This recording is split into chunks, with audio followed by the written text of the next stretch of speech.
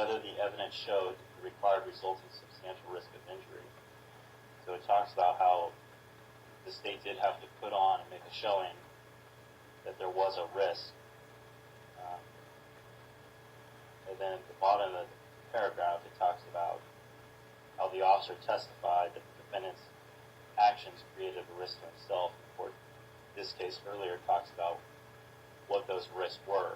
Well, he didn't. No, I disagree with your reading of that. What the case says is that you have to put on evidence that, as they note, that the rational trier of fact could conclude created that substantial risk. I don't read this case as saying that the state's witness has to say that.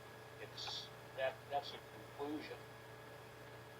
And when the author of this opinion, Justice Landau, soon to retire from the Supreme Court, testified that the officer testified the defendant's actions created substantial risk, he didn't use those very words in court.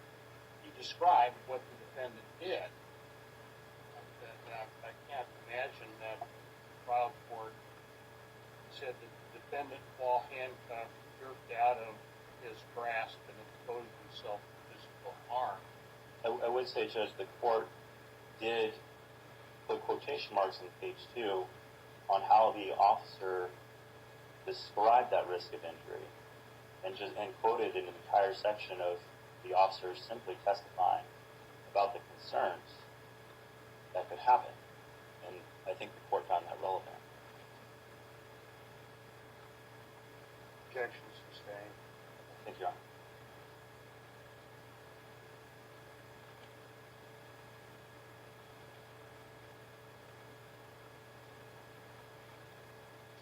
The quotation mark that's there is in reference to language from this case of State versus Allison, which the court quotes otherwise. And go ahead.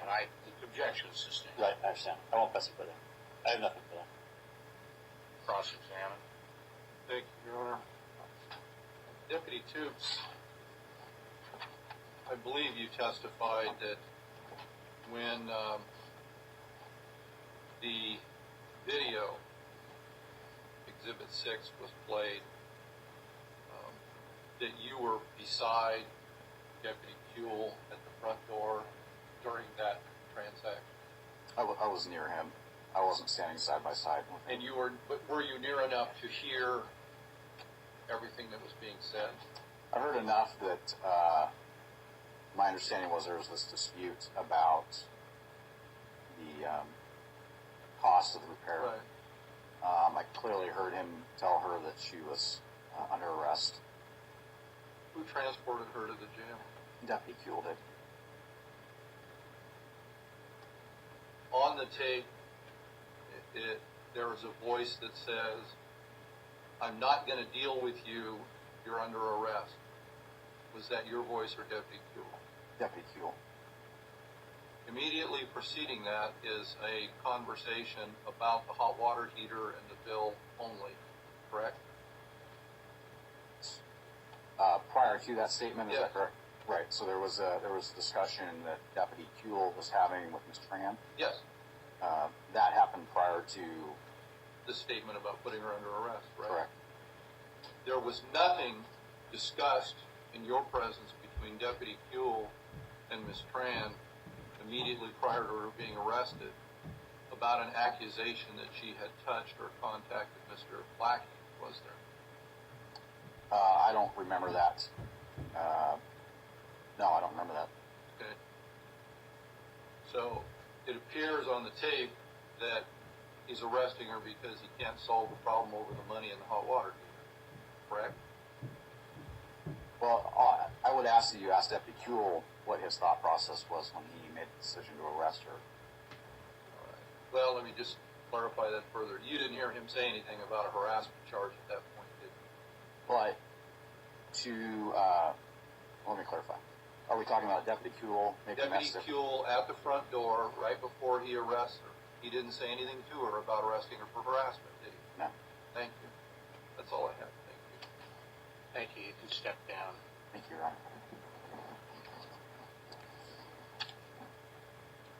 Your Honor, I have no objection with the deputy appointment.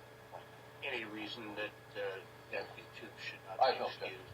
Okay, you're excused. Let's take a quick break here so we can deal with a couple motions to continue. And when we come back into the courtroom, you can have your next witness actually seated waiting for us so you don't have to go retrieve them. Oh, yes, sir. Okay? Next witness, Judge, is Brent Lackey. Hi. You come forward.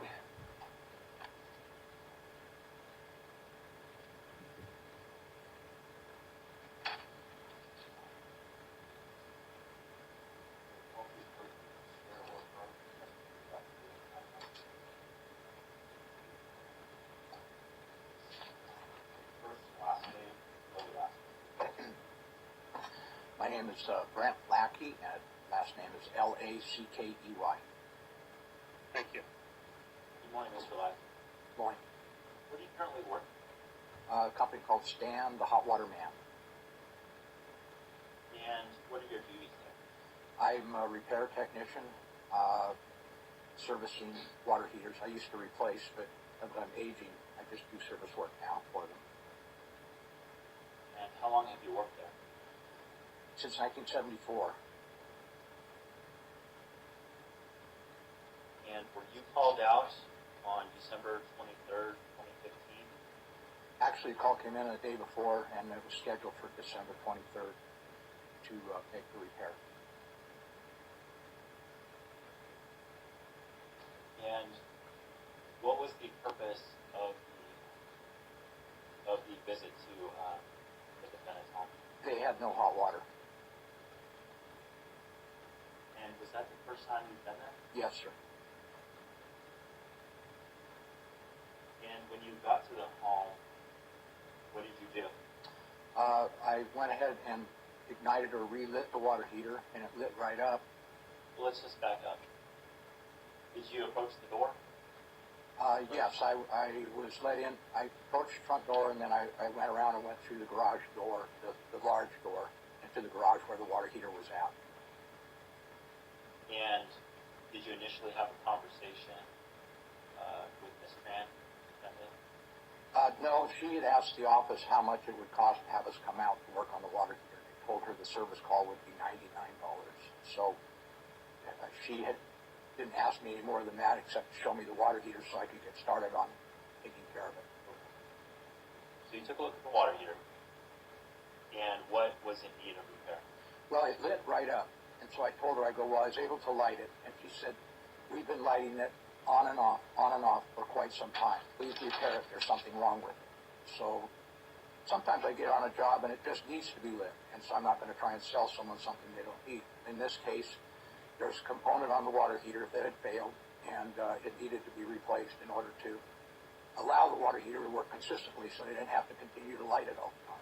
What was the component that needed to be replaced? It's a component called a 190-degree Celsius thermocouple. And did you relay this to the defendant? I didn't at that time. I just went out to the truck and grabbed one and started working on it. She didn't ask him, so I didn't say anything. I just started to work on it.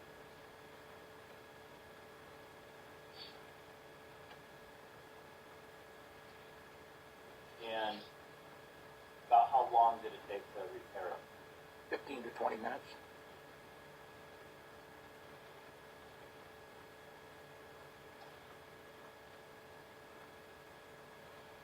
And once you were done, after those 15 to 20 minutes, what did you do? Excuse me. I wrote the invoice up and tried to collect the $99 for labor and the $88 component, the thermocouple.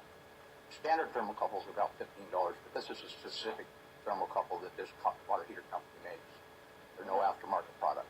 And then Mr. Marcus. Do you recognize this? Yes, that's the invoice that I presented her with. Right, I'll give you. No objection. Received. What was the total bill? $187.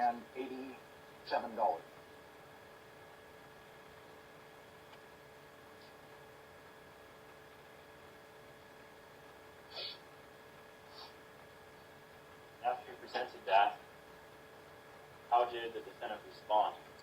She said that she thought that the total cost of the repair would be $99, and I told her that yes, that's the labor on it, but the component is $88. So she said she doesn't have that much money, and so she offered to pay me $50 for the component.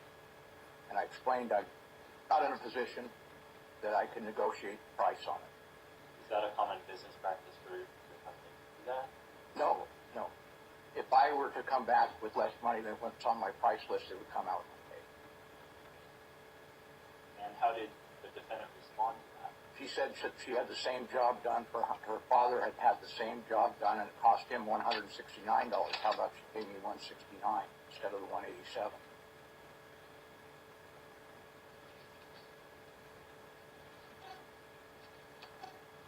And did this continue on? Yes. She started asking about warranty. I said she could call the office and they could send her a warranty certificate. She didn't believe it. And at that point, I finally decided I was running late, December 23rd. I'd spent probably 25 or 30 minutes with her, so I offered her. I said, look, I'll just take the component back. I'll give you my time for free. You don't owe me for the service call. You don't owe me for my trip out here. You know exactly what's wrong. You can try and find another technician and explain to them what it needs. You can have all of what I've done for free, but I can't leave that component.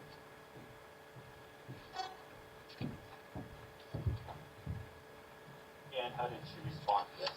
She said that it's under her roof and anything under her roof is hers. Did she watch you as you installed the component? She was right there.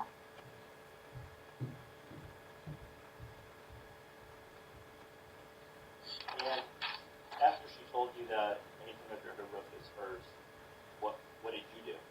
I told her that that doesn't make sense. If she test drove a brand new Mercedes into her garage, until you pay for it, it's not yours. That does not make it yours. So then did this dispute over whether you're going to take the car back or not continue on? Well, no, that's when I just decided that I'm going to. I have other calls. If I'm late on this call, I'm late for every call during the day. I could see it was a losing proposition. I'd rather her be happy. I don't get paid if I don't. I don't get paid by the hour. I get paid per job. So I'm giving that up so I can get on with my day and go to the next job. And the proposal was that you would charge nothing then?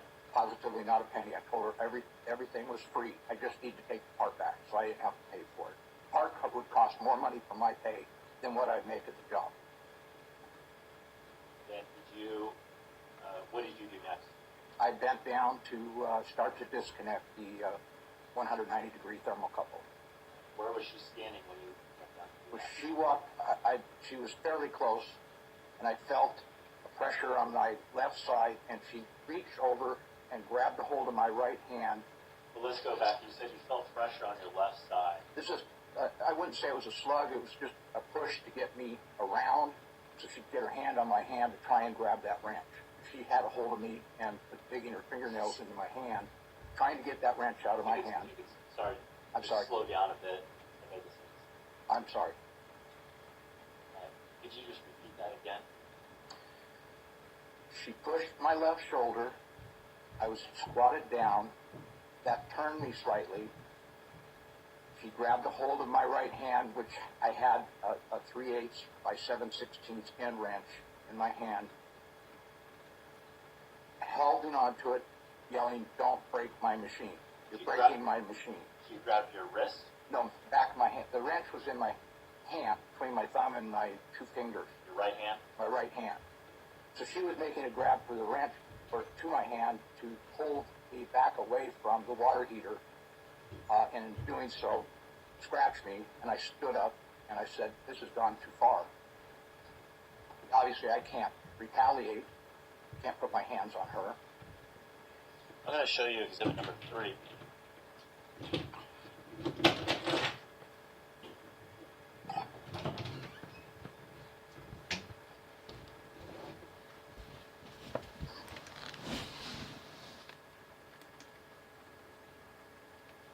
exhibit number 3 here, That's correct. can you describe this? Well, those are her nail marks on my hand right there. Sorry, correct? This one mainly, and this one also.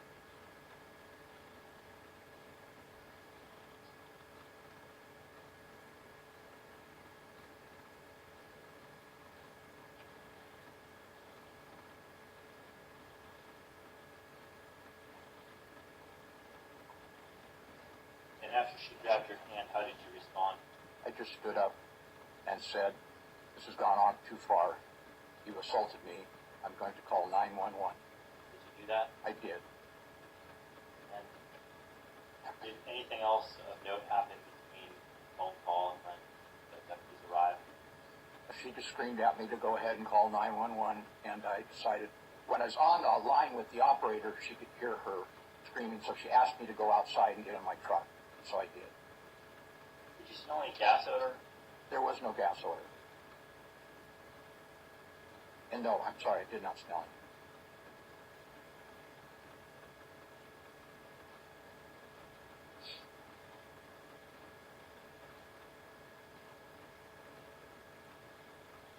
And did you make any observations of the deputies interacting with the defendant? Yes. Where were you standing? I was sitting in the front of my van. And your van is in the same position as the entire time? Correct. And from your vantage point, did you have a clear view to the door? Yes. Is there any obstructions? No. Were you able to hear anything? I could hear, they asked her what was going on, and I could hear her give her rendition, which was fairly accurate. And when it came time for the officer to respond, I could just hear her yelling, "No, no, no." And that's when I heard the deputy say, "You're going to have to listen to me, or I'll have to place you under arrest." She screamed no, and that's when they attempted to place her under arrest. And what did you observe the defendant do when they attempted to place him under arrest? Pull back away, scream no, no, no. Took her cell phone out, and they wanted to take that first, and she was adamant about not giving that up. And they wrestled up there for quite a while. It was quite a skirmish. How long did it take to place the defendant under arrest?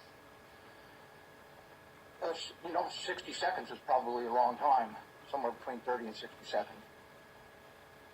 Seemed like longer, but that's probably what it was. Were there any other observations that made at the door? No. Now, after she was placed under arrest, did you go back to the house? I was asked by one of the officers if we could reinstall that or put that part back in. I had it about halfway disconnected so that the other tenants would have hot water, and I agreed to. He escorted me in, and I reinstalled the part, and I made sure that he watched. I went out and got a gas detector called Stipper, and I went over the two gas connections that I made, the main burner tube and the pilot tube, to make sure that there was no gas leak whatsoever. And then I left.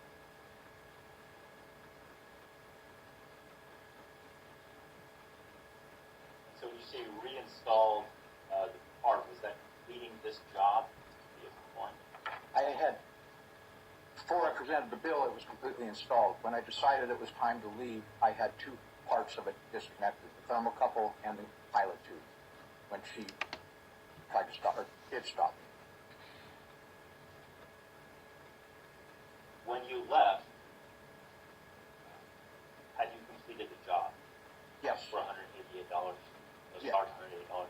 Yes. When I left, the water heater was operational. As far as I know, it still is today. Since then, have you received any payment? None. Objection irrelevant. Overruled.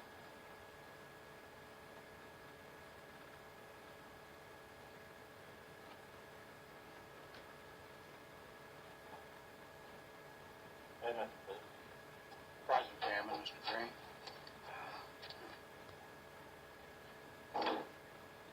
Mr. Lackey, Hold on just a second while their interpreters take seats.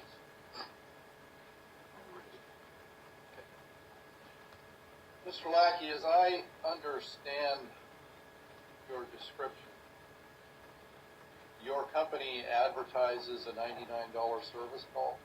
We don't advertise it. That's just what our service call is. Okay. So there's no ad anywhere that says that, nothing on the internet, nothing published? No, sir. Okay. Now you, I gather, did not take a phone call from Ms. Tran to set up your business. Correct. Somebody else in the company did. Yes. All you got was a directive to go do a service call at this address. I received her as a contact. I did have to call her to make an appointment. That's Right. what I did. Okay. And when you were going there, you had no idea what the exact problem was you'd encounter with the heater, Correct. correct? You just knew that there was a claim it was not functioning or not functioning properly. Correct. Okay. So you show up at the house and go through the large garage door and examine the hot water heater, correct? Yes. Correct. And you determined in your examination that this thermocouple needed to be replaced. Correct. Did you then give any kind of written estimate or invoice at that point to Ms. Tran saying this is how much this will cost? No. And it's true, isn't it, that the only time you submitted a bill for payment was after you installed the thermocouple? Correct. Okay.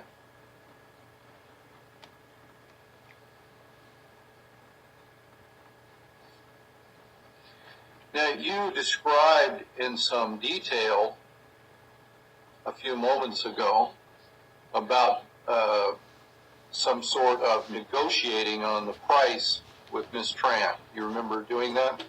She tried to negotiate. Did you give a complete and accurate statement about the sequence of events to Deputy Kuehl and Deputy Toops? Yes.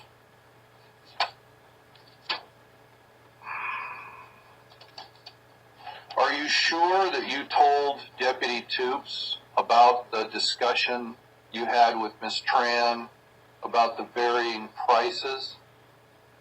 Did you tell Deputy Toops that? I don't remember doing that. No. Okay.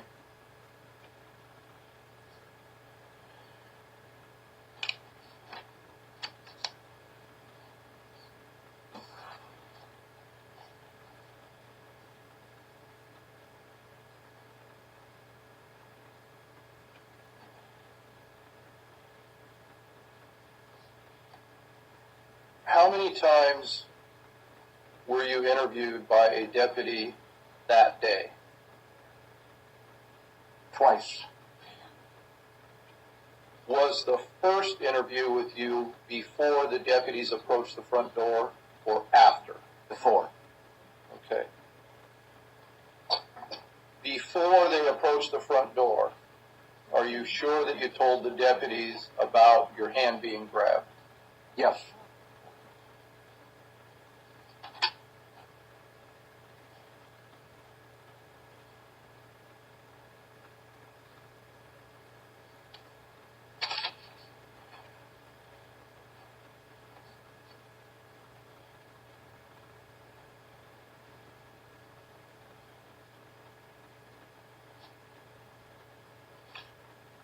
Just your patience for a minute. I'm trying to find the line in the report.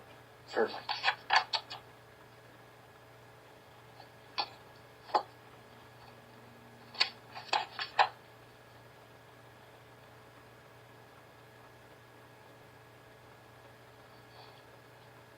Deputy Toops, did you tell him the following? Mr. Lackey told me he said to her, referring to Miss Tran, that she had not paid for the part yet, and he was going to take the part. Did you tell Deputy Toops that? Yes. Did you then say you were going to call it good? Did you use that phrase? I can't remember. 21 months ago. But my intent was to not charge her and just take my part and leave. Okay, I just want you to answer my questions. Yes, sir.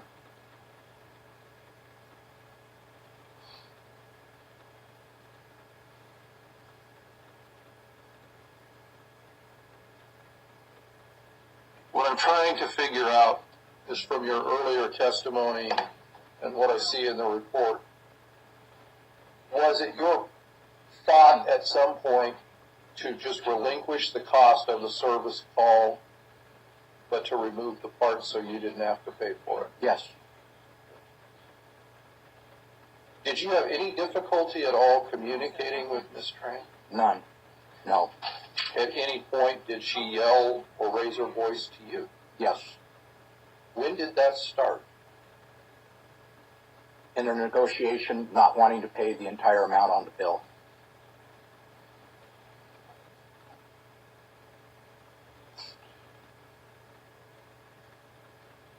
At the beginning of her objection to you, to the invoice, didn't she tell you that the call was only supposed to cost $99? She said that.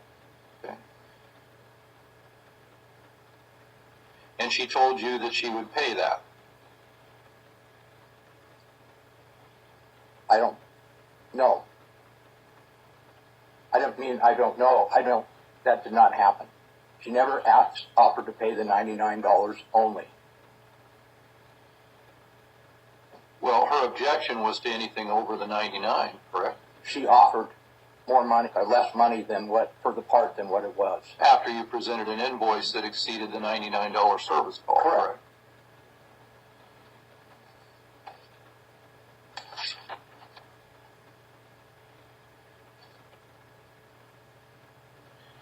And it's your testimony today that the contact with your shoulder you concluded was in the process of her trying to reach across to your right hand.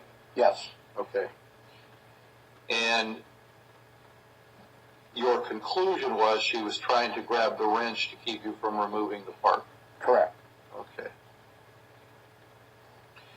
And how old are you? I just turned 60 in July. Okay. How tall are you? 5'8", How much do you weigh? 170 pounds. Reasonably fit individual? As well as any 60-year-old man, yes, sir. Okay. Well, I'm 63. You look fit to me. Okay. When she grabbed for the wrench, I gather she never actually got it out of your hand. Correct. How'd you break that attempt to grab the wrench? Just pull your hand away? Stood up and pulled my hand away. Okay. So the amount of force she exerted on your hand wasn't very much. It was a death lock. Well, you were strong enough to just pull your hand away, correct? I was able to get it away, yes. Yeah. And then what? Did you call 911 from that spot, or did you walk out of the garage? I called 911 from that spot. Okay. So you only left the garage because the operator instructed you to do so? Yes, the operator could not hear me. Well, I understand she may have told you that, but that wasn't my question. You only left the garage after the operator told you to do so? Yes, yes. That's all I have. Thank you. Any redirect? A few questions. You indicated that the defendant was reaching for the wrench and grabbed your hand. And you indicated that she had a death lock. How long was the defendant gripping your hand for? Probably 3 to 5 seconds.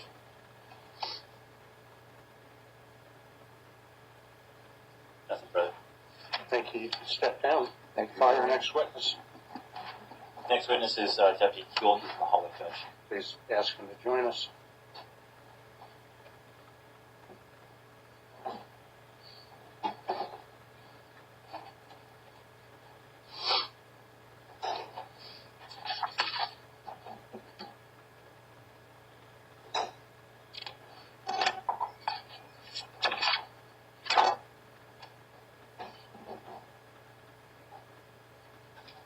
If you'll remain standing there by the witness stand so the bailiff can swear you in.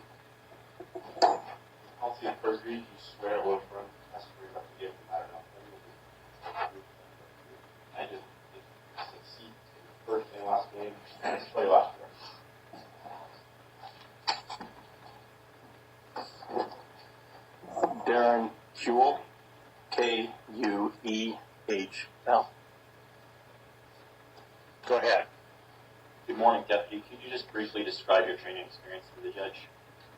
Sure. I was hired in 1998 as a corrections officer, went to the Basic Corrections Academy.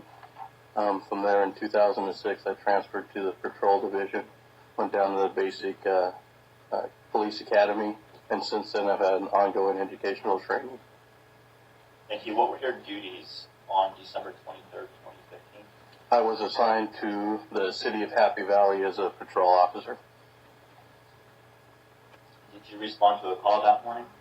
I did. Where was that located? I refer to the exact address. 12542 Southeast Capella Court in Happy Valley. Who did you make contact with when you first arrived? Mr. Lackey. And after conversing with Mr. Lackey, what did you do? I went up to the door at the house and knocked on the door. And who opened the door? Miss Tran. What did she tell you? I talked to her about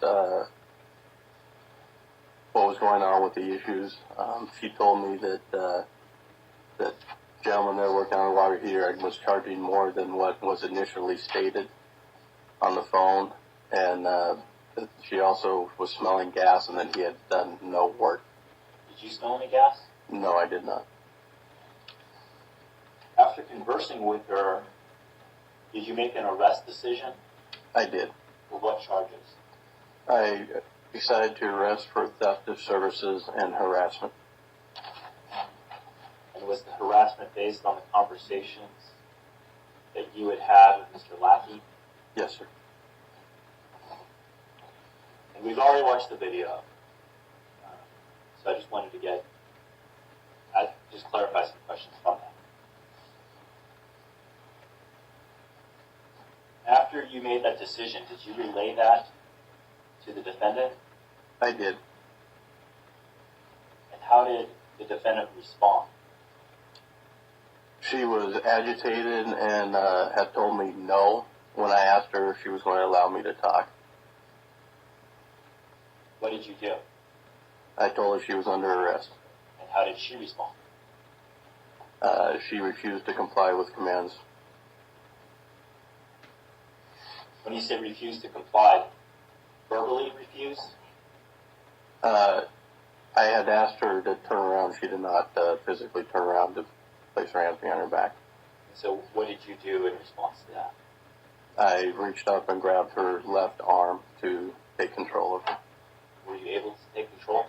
Initially, yes. Initially. What happened after you got control of her arm? After grabbing control and placing her left arm behind her back, she was able to pull her arm away and then went to a crouched position with her arms in front of her outside the front door.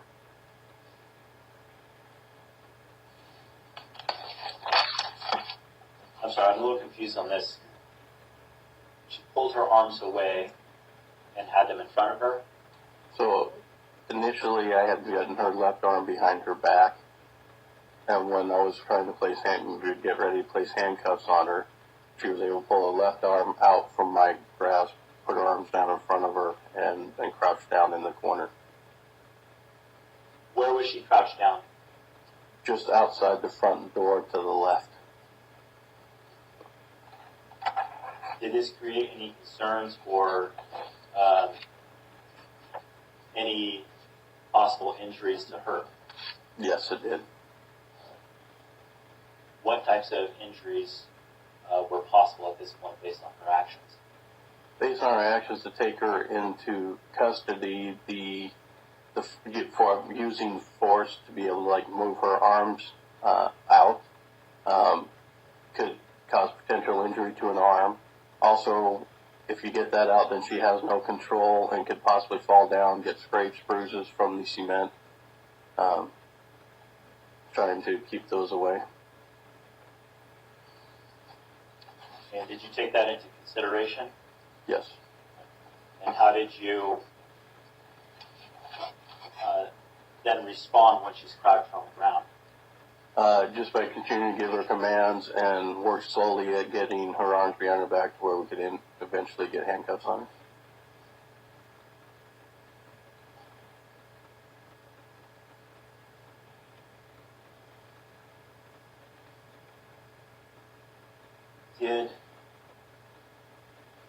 After you placed handcuffs on her, did the defendant complain of any medical problems? She requested to be taken to the hospital, complaining that she was having difficult breathing.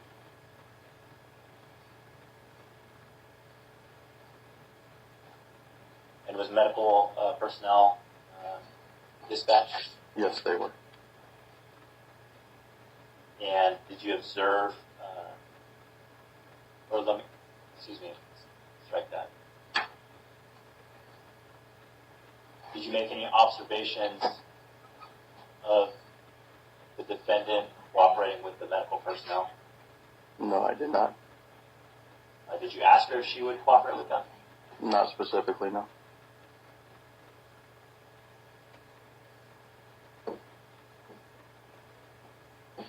Well, after other personnel arrived, was she ever checked out for any medical issues? She refused to have the medical personnel on scene evaluate her.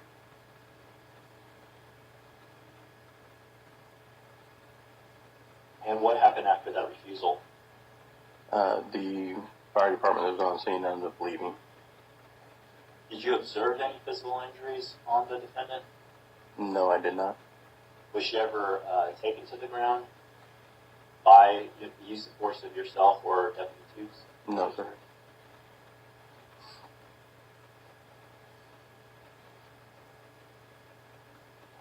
Were her complaints of pain consistent with the observations that you had made and the actions that you took? Your Honor, I think I'm going to object. I think that calls for speculation on this one. Objection sustained.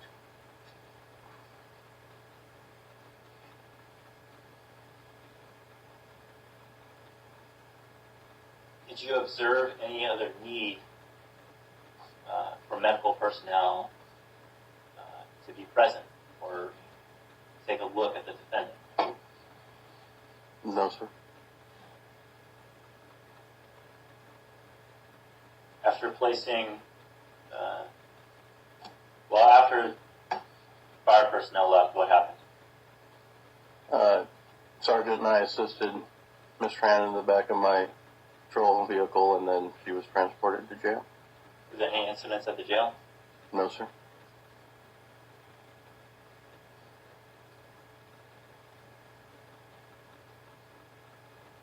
I've got the judge. Thank you. Cross-examine. Thank you. Were you the deputy who transported Ms. Tran to the jail? Yes, sir. File a probable cause statement at the jail? I did. You have a copy of it with you? I do not, sir. As counsel said, we listened to the recording of at the front door. Did you see or review that prior to testifying today? I have seen it, yes, sir. Okay. That came from Ms. Tran's phone? Correct. And it's true, is it not, that during your encounter with Ms. Tran at the front door, the only subject that you talked about with her was the refusal to pay for the repair of the heater? Correct. You never mentioned to her prior to telling her she was under arrest that there was an issue of harassment against Mr. Black, correct? Correct, sir. In fact, you spent a good deal of those few minutes with her trying to get her to agree to pay for the service on the hot water. Yes, sir. And when she ultimately refused, you said, and I quote, "I'm not going to deal with you, you're under arrest," end quote. Is that correct? I believe that's what was said, yes, sir. You never even said to her you're under arrest for harassment, did you? No, sir.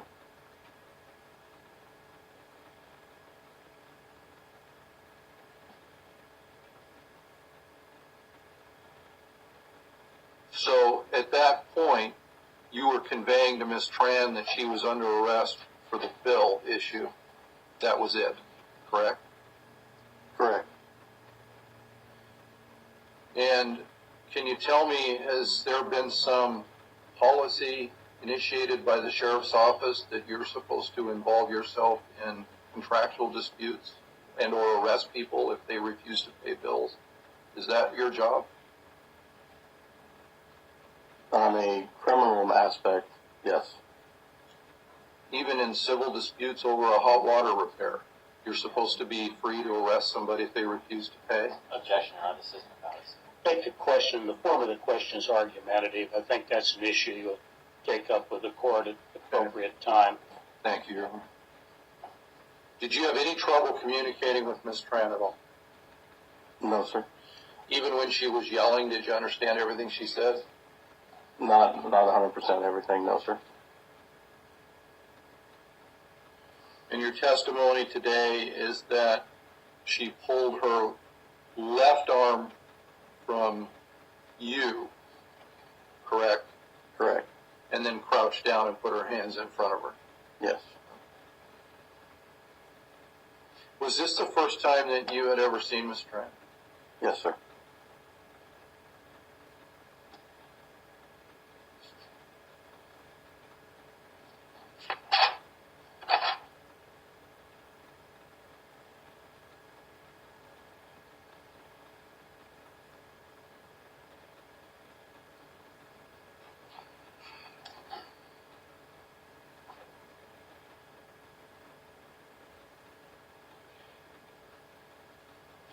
In your report, when you used the words, I tried to explain the situation to her and how to solve the problem, she told me no.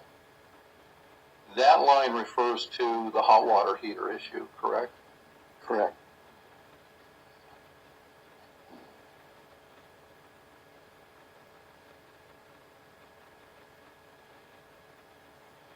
And you would agree, wouldn't you, that what we heard of that conversation indicates that if she agreed to pay the bill, that would be the end of the matter?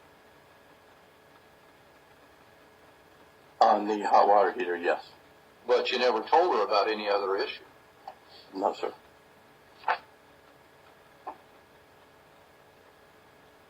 Thank you, that's all I have. Any redirect? Thank you. Take a step down. Do you want the deputy to remain, or is he any reason he should be excused? No, Judge. Okay, you're excused. Thank you. Thank you. Our last witness is Sergeant John Christensen. Okay.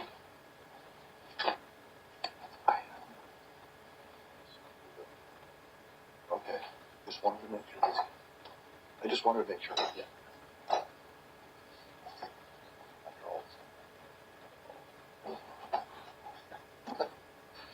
Yeah.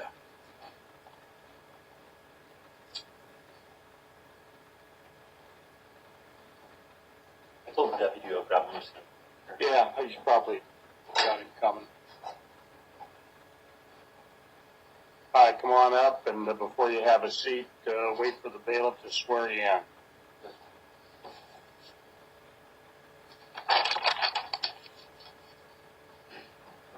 First, swear or affirm the testimony about the given matter now. I do. First and last name, tell your last name. John Christensen, Chrisstensen. Thank you. Morning, Sergeant. Could you briefly describe your training experience with the judge, please?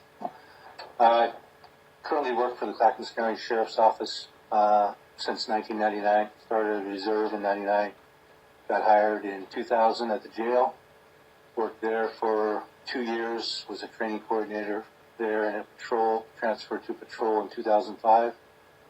Got promoted to sergeant in 2012. And currently assigned to the city of Happy Valley. Thank you. Were you on duty on December 23rd, 2015? Yes, I was. Did you respond to a call at 12542 Southeast Capella Court, Happy Valley? Yes, I did. And when you arrived on scene, what were your duties in this incident? I responded to assist Deputy Kuehl and Deputy Toops with a subject that had been arrested for resisting arrest and harassment, and I think there was a theft of services too. Okay. When you arrived on scene, did you get any observations of the defendant? Yes, I did. What did you observe? When I arrived, the defendant, Ms. Tran, was in handcuffs. She was sitting or standing by can't remember if she's sitting or standing by Deputy Kuehl's car, and they were waiting for medical to come and check her out. Did you hear her complain of any medical problems? Yes, I believe she said her back was hurt and she couldn't get into the patrol car because of that. And did medical arrive? Yes, they did. And then what happened? Ms. Tran refused to have medical look at her. So Deputy Kuehl, so they left. If someone refuses, they can't do anything for them. So Deputy Kuehl and I assisted Ms. Tran by helping her get into the patrol car. It's kind of he has an SUV, so it's a little bit higher and has a soft seat in it.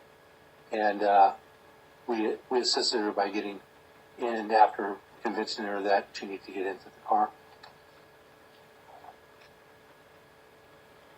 Why was it necessary to assist her in getting into the vehicle?